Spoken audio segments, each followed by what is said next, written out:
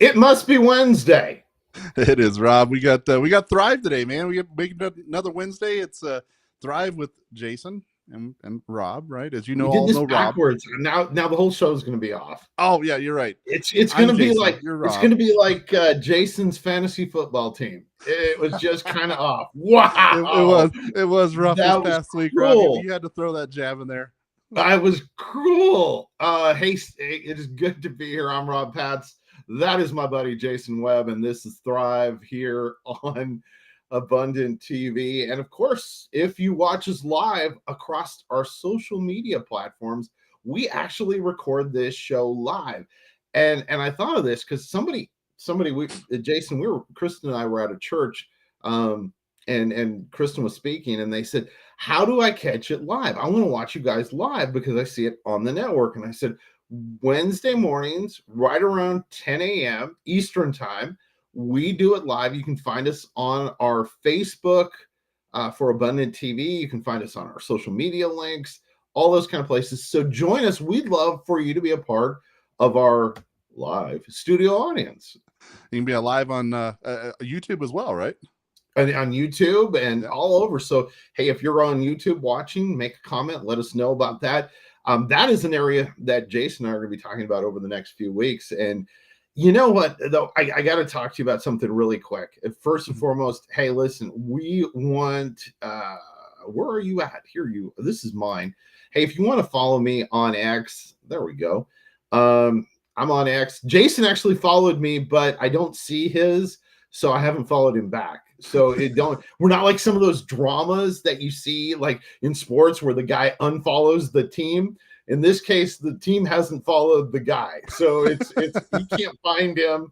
He knows he's out there somewhere. We're actually broadcasting live from Jason's X. You can go there, follow Jason. I have no idea what he puts on there. So to be honest with you, report back to me. Tell me what I did throw some comments up there about the we call it the debate last night. I didn't really, I like other words, but I'll be very cautious about what I say on here. But if you like to hear what I like to say about it, look it up on X there, and that's how you can follow me. As X is the fastest growing platform out there. It's amazing what we can do in that. So follow us. It'd be great to chat with you guys through there. It would be. You're not going to want to hear what I have to say about that. It was 3-on-1. So, I have this thread going through our shows that my wife is trying to kill me with good food and exercise. So last night, my wife at 9 o'clock goes, hey, let's go to Planet Fitness. And I'm like, really?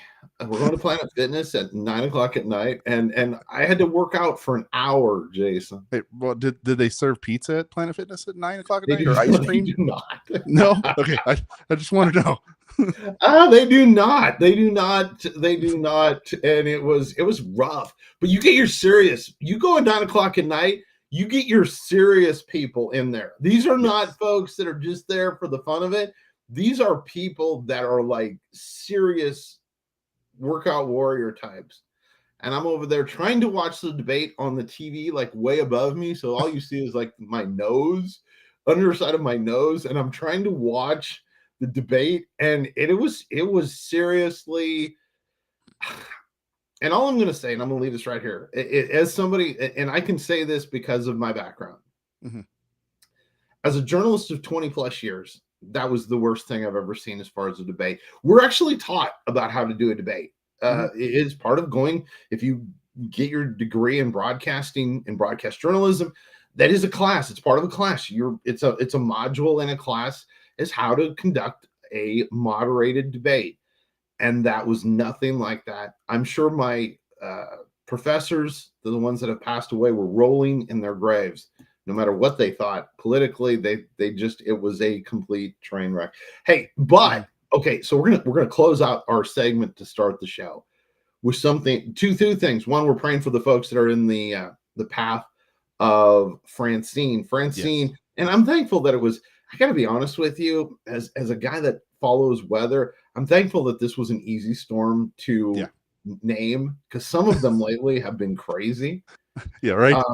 And Francine, I can nail that without even looking. But she's a Cat 1 right now, sitting out in the water, but pointed directly at at New Orleans as of this morning, but a Cat 1 for New Orleans. That's like, heavy rain shower for the rest of us. So they're just like, really what? Yes.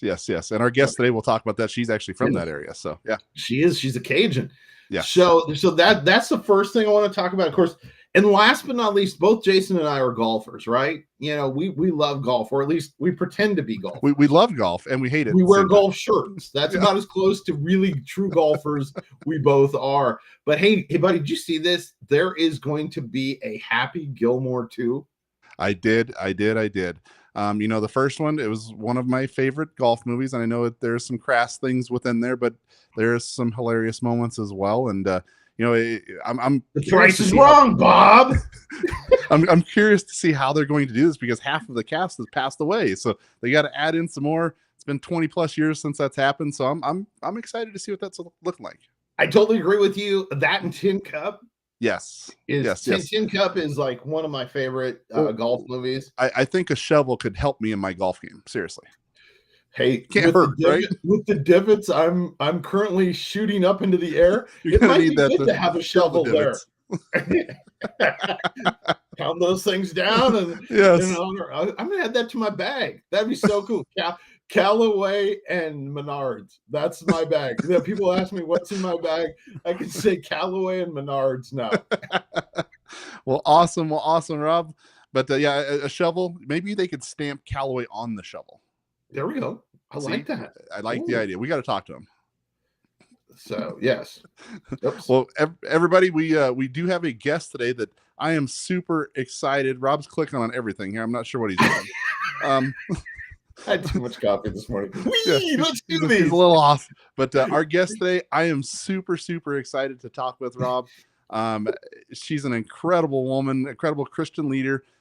She's from the New Orleans area, and I've got to know her for the last, I don't know, how long has it been? Probably 6-8 months or so since we've started talking and building relationship. Some really cool, fun facts that she probably doesn't want me to tell everybody is she was a former catfish queen in Louisiana, right?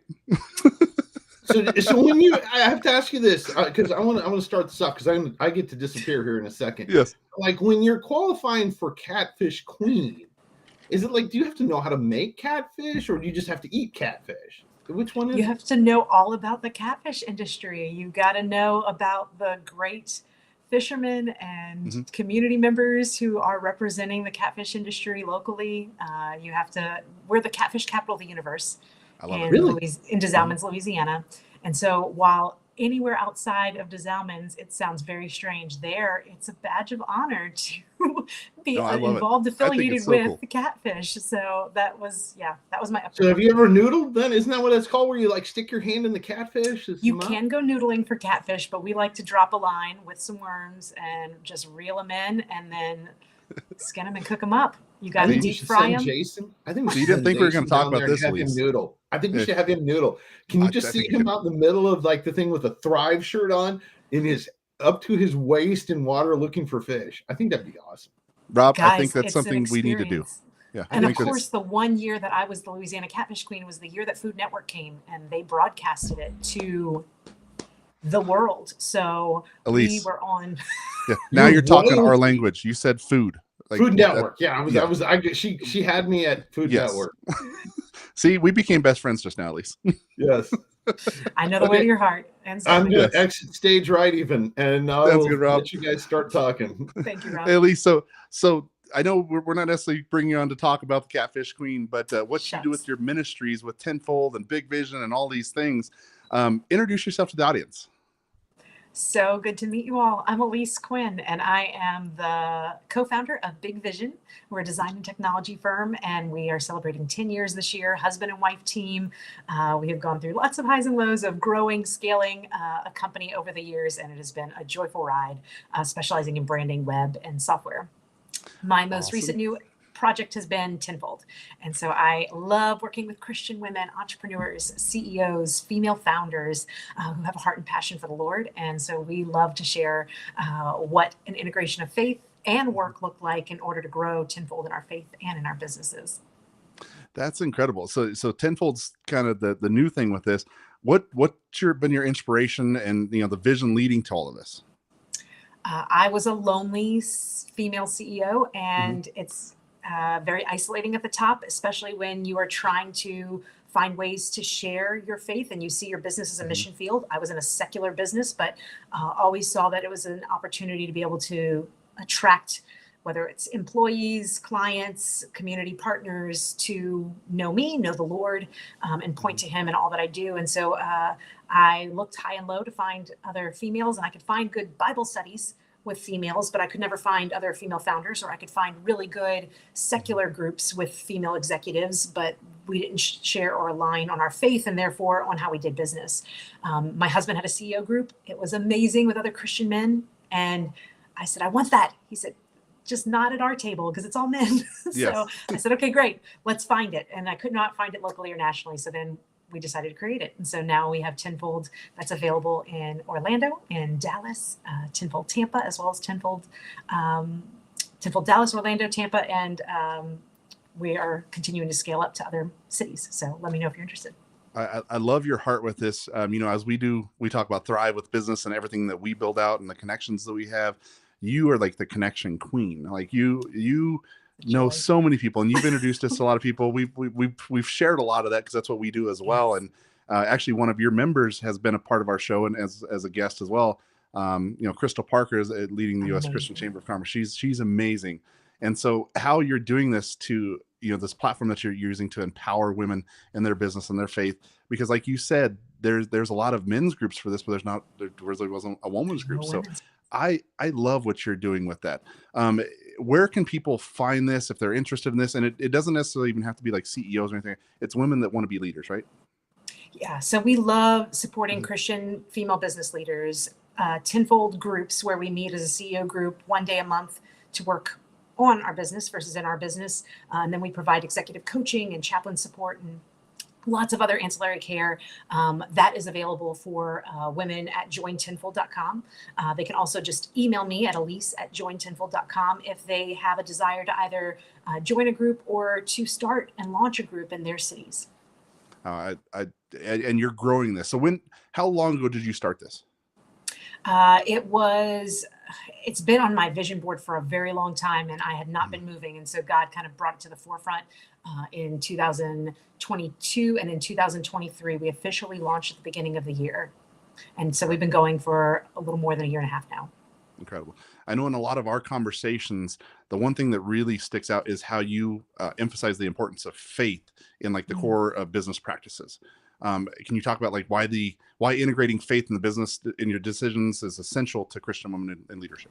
I think it's so easy for people to open up their Bible and apply it to their personal life, and to let it really spiritually enrich them as food outside of 9 to 5. But then when we look at the Bible, I mean, that is the handbook for how we can and should be doing business and our professional lives as well. And so being able to integrate that personal, professional, and spiritual conversation all into one place is just so enriching for women to be able to bring your entire self and really focus on a business growth mindset and how to grow as leaders, but then to also talk about how our faith integration aligns with that and to point each other to the Lord when we're seeking, advice, wisdom, insight as to what do we do next. So we bring our big, hairy challenges to each other, but then we also hold each other accountable to where to ultimately go and who we ultimately speak to. So we think of Christ as our CEO and not ourselves. We think of, we're money managers for God and for the kingdom that He's building through our businesses. No, I love it. And that's something that I kind of hold dear as well is, when I coach and teach and build businesses, one thing that I come to the forefront is it's His business. We're just being stewards of His business. And so I love that where we share that in that. And, we always talk about faith in our personal lives and our home life and all of these things. Why aren't we talking about faith at the core leadership of our business, right? Why aren't we bringing those principles in there as well? Because it doesn't need to be separate from our business and our personal life. We spend so much time working. And if we could help and support our Christian leaders in business, the ripple effect, just the trickle down of impact that could have is tremendous to all their employees, to all of their clients and partners, to their communities. I mean, it's just incredible. And God is putting these people in our paths. And it's so easy to think like, well, I don't have conversations about Christ in the workplace. I just hadn't even thought about it. And it's like, well, what if we did think about it? What if we were intentional? What if we brought prayer into our workplace before and after what we do? It just brings such a new level and a heightened sense of relationship with the Lord. Yeah, It's no, so cool. your boldness and your faith of this, I love it, Elise, and that's one reason why we get along so I was well. about And to say right back at you. it's what we do. I love it. So let's get into Big Vision and really what Big Vision is. I know it's about community and collaboration and everything else. Talk about Big Vision a little bit. Tell us what that is. Yeah, absolutely. So Big Vision is our branding and technology firm. We agency life and the agency world, it has been very tarnished, and a lot of people have been burned by an agency experience. And so we wanted to be the unagency. And so since I was a kid, I've always wanted to be an entrepreneur. My husband and I met, and we said we want to grow and scale companies. Like, you wanted to do that before you and I met. I want to do that. Here's what I have in mind of the company I want to build. And he said, I'm in, let's go. And so within our first year of marriage, we were already like lining up and launching our business. And so we've only been married just a little bit longer than we've been in business together, but it's been a joy because Big Vision, the name came from helping people to realize their vision and then helping them to achieve it. And so we come in and take with our MBAs and business backgrounds where they're at, where they're trying to go, and then bridge the gap with just phenomenal design, technology, branding, web, software, in order to help and support them. Fantastic. So who is like, if you're speaking to our audience and somebody's trying to reach out, who would that be that you're speaking directly to about coming to check out Big Vision? Yeah, these are companies with a big, clear vision for where they want to go. They have the desire and the intent to get there. They just don't know the how. And so maybe you're coming up on a big anniversary for your business. Maybe you're looking to do a merger and acquisition, either to be acquired or to acquire other companies. And that's a good time when there's change happening, when there's a desire to enter a new market or to increase our products and our services. If we're trying to change our perception, tell a different story, those are all phenomenal reasons and impetuses for why people come to us and how we can help them. That's really cool. And big Vision, just for clarity, it's not just for women. That's for anybody in business, right? Big Vision is, yes, design and technology firm for all companies. Tenfold is for Christian women CEOs and business owners. Yeah, and you know, with the path, we want to separate that, just so you know, because you're passionate about empowering women in business is huge. So that's the Tenfold. That's the new. That's what you're building out now, which is incredible. I want to kind of dive back in that real fast because I'm just thinking of some questions here. Like, you know, as we're building businesses, as a man, I am. There are certain challenges that I face that are going to be different than yours. What are some of those challenges that you see women face as they're trying to lead their business, you know, or grow their business? Yeah, great question. I mean, every business owner faces the same challenges, and we do really focus in on those key elements. But as females, there is an aspect of leadership that oftentimes the content up till the 1950s and above, and even today, is oftentimes still written by men and for men. And so the way that a male would lead or advise leading to another male, it comes off differently. And if a female tries to lead in that same way, it's not always authentic, or it's not always received as well. And so how can we help and support women to lead authentically as they were designed biblically, as well as just in their own experiences, but also in their identity in Christ? There's a very big culture right now of this hashtag boss babe scene. And I don't think that that's necessarily building up his kingdom. That's building up our own little earthly kingdoms. And so it's being able to have those honest conversations about, like, what does humble confidence look like? That was one of our topics focused around joy. When we talk about faith, we look at women of the Bible from Eve. Now we're all the way into Mary, mother of Jesus, into the New Testament. And we've gone from Old to New Testament at looking at the women of the Bible and understanding what they can teach us about not just how to be Christian biblical women, but then how to bring that into the workplace and how enriching those stories are. Yeah, that's so cool. You know, me being the salesman that I am, and I know you've done a lot of sales in your life, I want to kind of get into some techniques on this piece, because we share the same approach when it comes to sales, when it's relationship based sales in our businesses. As we're growing our businesses in this space, we are all about the relationship side, right? Talk about that and how you build relationships, how those are sales, because you focus on the relationship, not closing deals. I'm grinning ear to ear because it's what makes sales a joy. I think if anybody, and even at the beginning of my career, starts in sales and thinks about it as a transaction or as a quota to meet or as what's in it for me alone, it becomes a soul wrenching, painful thing to wake up and do every single Yes. morning. You don't even know how to put your head on the pillow. You don't know how to live with yourself. You don't know how to look at yourself in the mirror. But if you can come from a point of how and where can I bring value, true, honest, sincere value and relationship that will last infinitely beyond just whatever the ask or the need is of the day, that's where it's so much more rewarding. That's where there's not just the earthly rewards, but the eternal rewards of being able to pour into others, and it'll pour back into you. Like I always believe that if you can identify demand in the industry and you can meet that demand, you're never going to go hungry a day in your life. And so just how can we bring that? How do we connect people? And the joy of taking two people who have different needs or different abilities and bringing them together to do business when they didn't know each other otherwise, and it just produces so much value, that ripple effect onto them, their families, their businesses is the greatest reward. So that's why I think the spirit of connecting, you and I both find it contagious. No, I love that piece. Like, as I come about this, I have the profitablesalesman.com. That's my website. I've built a lot of sales teams, I've done a lot of sales in my life. And what I do differently, and you do the same thing, is we come at a conversation not of how can we make money off you? It's how can I serve you? And it's about that faith-based side of coming at it from a Jesus approach, saying, how can I serve you? And if what I can do can help you and solve your problems, great. We have a great relationship. It works well, and business is built that way. And so I come at it from that faith-based background of sales. You got to get the sales word out of your vocabulary, because it comes at it, like you said, is that used car salesman. We have that negative connotation of it. So yeah, I think the difference is we know where our provision comes from. For you guys, I want to ask them. I'm jumping in here. This is where I inject. I'm back. He's back. So I love what you guys just said, and this is what made me think of this. So we got a guy out there or a lady out there that is watching this, and they've been in the sales industry and they're burnt out. Give them one piece of advice, both of you, to get their fire back, because there isn't anything better. And I was over here grinning because I love I'm not a transaction-based salesperson. I never have been. I believe totally in relationship-based transactions, meaning that if I can do for you, that makes me feel better. And so my question is, let's say you've been in the sales world maybe 10 years or so and you're burnt out.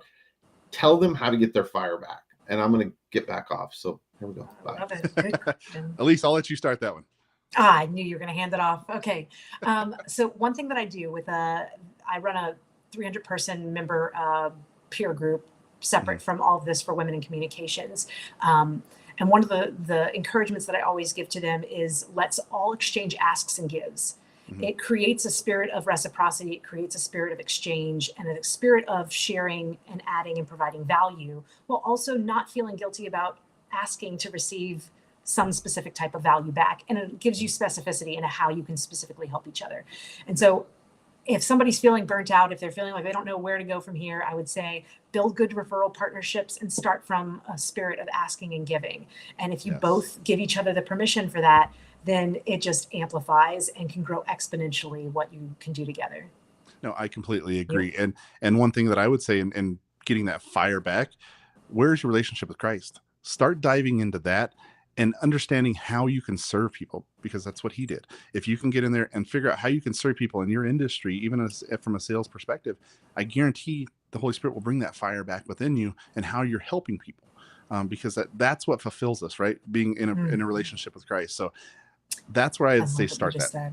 Yeah, I love what you just said. I think it's like, if we can remember who our identity is in, and it is not in the sales position that you assume, or even in the sales metrics that you are accountable to, but that your identity is in him, and that you're ultimately accountable to him, that changes everything. And if we remember that our provision comes from him and not from how much we bring in, it's not a measure of our worth and our value, that is incredibly freeing as well. Oh, at least it has been for me. Agree wholeheartedly. And that's a big piece, especially as entrepreneurs are building their businesses. If you are serving and you're understanding your provisions coming from him, you're doing his work, it just comes to fruition. So in that that tact with our audience, I'd like you to say, there's probably a lot of people in our audience that are either getting ready to start a business, want to start a business, where would you say they start? Start would be get really good clarity in what the needs are that exist out there. Don't start something because we're being little me monsters and we just think that it would be fun for ourselves to do. That's great. Those are called hobbies. Go for it. But start from a place of where there's a need in the market and ensure that you are meeting that need in a way that aligns with what they're willing to pay for it. And if you can find enough people, then you're going to be in great shape. And so there's riches and niches. There's also an opportunity in being able to find just big blue oceans where they haven't been tapped into, and meeting needs. And so there's just a variety of ways to execute that. But then I would say, as soon as you can, find other CEOs and executives that you can come alongside. Yes. Join a CEO group, start a CEO group, like be part of a group with other CEOs, because they will help you to bypass a lot of the issues that you will be facing and help you to just cut through the learning curve a lot quicker. If you can just not have to fall into the ruts that they've fallen into, or not have to fall into just the massive pit holes or failures, you can learn from those, stand on the shoulders of giants. You're going to grow and scale much faster with that in mind. And just having a sounding board makes a huge difference. Completely agree. And people, you think it might be outside of your world of influence, or maybe you can't afford something like this. I'm telling you, go check it out. Check out Tenfold, check out Big Vision, check out these other groups that are out there that we have. Seriously, you can be a part of this. You can have mentors that will walk you through the process of building your businesses. Highly, highly, highly recommend mentors, coaches, all of these things to get you where you want to go. If you really look at it, you look at these higher end athletes, Olympians, NBA players, NFL players, they all have coaches. They even outside of their world, within their actual team or so, because it elevates them. Like, we all need coaches. We all need somebody to lean on. We all need that sounding board. So find that group for you. Tenfold's a great one. There's a lot more. There's a lot out there, but Tenfold for Women is amazing. And view it as an investment. Don't think of it as just a time waster, but more of a time amplifier as well as a money amplifier. Make it work for you. And there's just so much value that you can get. So love that. Thank you, guys.